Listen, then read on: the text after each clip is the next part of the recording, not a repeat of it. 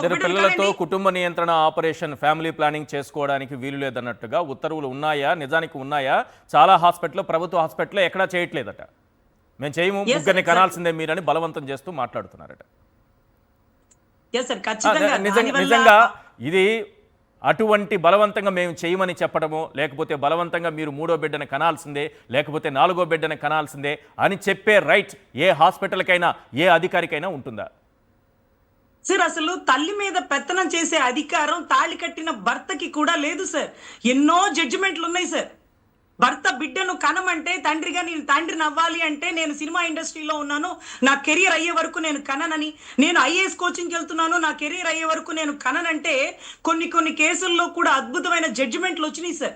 బిడ్డల్ని కనే హక్కు తల్లికి మాత్రమే ఉంటుంది. తల్లి ఇష్టం మీదే బిడ్డల్ని కనగలుగుతుంది. మీరు ఈ రోజు రైతుల దగ్గర నుంచి భూములు తీసుకుంటున్నారు సార్. రైతులతో డిస్కషన్ చేయకుండా భూములు తీసుకుంటున్నారా? రోడ్డు పక్కన హైవే రోడ్డు వేయడానికి భూములు తీసుకుంటున్నారు. ఆ రైతులతో కూర్చొని మాట్లాడాకే కదా నిర్ణయం తీసుకుంటున్నారు. మరి ఇంత పెద్ద స్కీమ్ మీరు పెట్టేస్తూ ఏ తల్లుల దగ్గర కూర్చొని మీరు ఆ అనధికారమైనటువంటి ఒక ఆర్డర్ ఇష్యూ చేస్తున్నారు సార్. మాతో ఏమన్నా డిస్కషన్ చేసినారా? డాక్టర్లతో ఏమన్నా డిస్కషన్ చేసినారా? మా ఒపీనియన్ తో మీరు చెప్తున్నారా? మీ ఎంపీ సీట్ల కోసం, మీ పాపులేషన్ కోసం మమ్మల్ని యంత్రాలుగా కమ్మంటే కోర్టులో అవుతున్న కేసులు ఏంటి, లేకపోతే హాస్పిటల్లో మీరు చేయనట్టున్న ఆపరేషన్లు ఏంటి? కనీసం అత్తింటికి బిడ్డని పంపించడానికి కూడా తల్లి ఇన్ని రోజుల నుంచి ఇంట్లోనే పెట్టుకుంది సార్.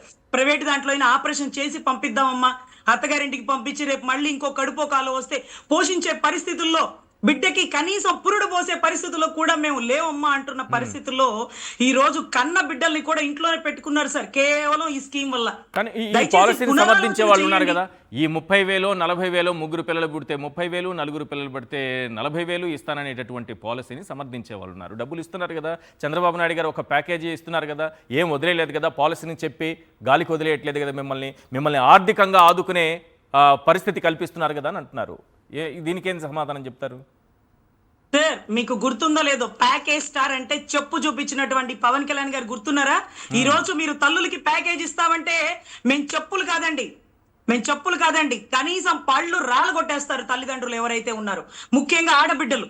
ఈ రోజు తల్లులకి మీరు ప్యాకేజీలు ఇస్తారా? బిడ్డలు కనమని ఎవరు మీరు? ఏ హక్కు ఉందని మీరు మాట్లాడతారు ఈ రోజు? సో యంత్రాలుగా చూస్తున్నారనేది ఒకటైతే, ఏకంగా ప్యాకేజ్ స్టార్స్ అన్నట్టుగా ప్యాకేజ్ మహిళలుగా చేసేసినారు. మాకు కూడా ప్యాకేజీలు ఇచ్చేస్తున్నారు. మాతో చర్చించకుండా మా మీద మీరు నిర్ణయాలు తీసుకోవడానికి హూ ఆర్ యూ అనే పరిస్థితుల్లో ఈ రోజు ఆడబిడ్డలు నిలదీసే వాతావరణం అయితే ఉందండి. ఆ రోజు వద్దనింది ఆయనే.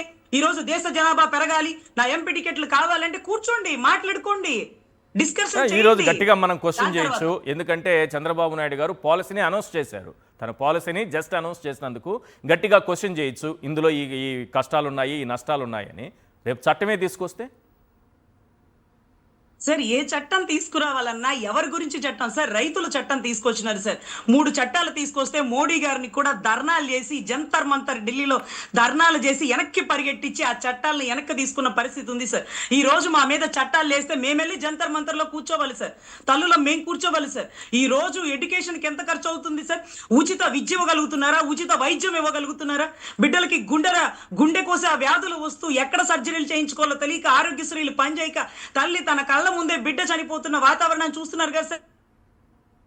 మీరు పప్పు చెక్కలు ఇచ్చేసి బలమైనంగా మీరు పెరిగిపోండి, పప్పు చెక్కలతో బలంగా పెరిగే పరిస్థితులు ఉన్నాయా సార్? సో దయచేసి మాతో చర్చలు లేకుండా మీరు గనక చట్టం ఇష్యూ చేస్తే మళ్ళీ జంతర్ మంతర్లో కూర్చునేది తల్లులే. ఖచ్చితంగా చట్టాన్ని వెనక్కి తీపిస్తాం. మోడీ గారు కూడా పెట్రోల్ ధరలు, డీజిల్ ధరలు అన్నారు. ఇంకా అంత ఇదిగా మహిళలు బిడ్డల్ని కనండి, బిడ్డల్ని పెంచండి అనలేదు. ఎందుకంటే ఆయనకే వారసులు లేరు. ఈ రోజు ఆలోచించుకుంటున్నారు ప్రతి ఒక్కరు, ఇది కరెక్టా కాదా, మనం అడగడానికి అర్హులమా కాదా, మనం దీని మీద చెప్పచ్చా చెప్పకూడదా, మనం ఒకళ్ళని కన్నాం, అసలు ఇంకొకళ్ళని అసలే కనలేదు.